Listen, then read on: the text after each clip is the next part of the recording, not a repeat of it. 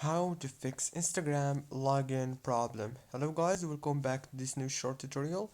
I'm gonna show you how to fix Instagram login problem in less than 1 minute. So first thing you want to do, open the settings in your phone and then go to the apps manager. Open the apps like this. Now on this page you will find all the apps that you have on your phone.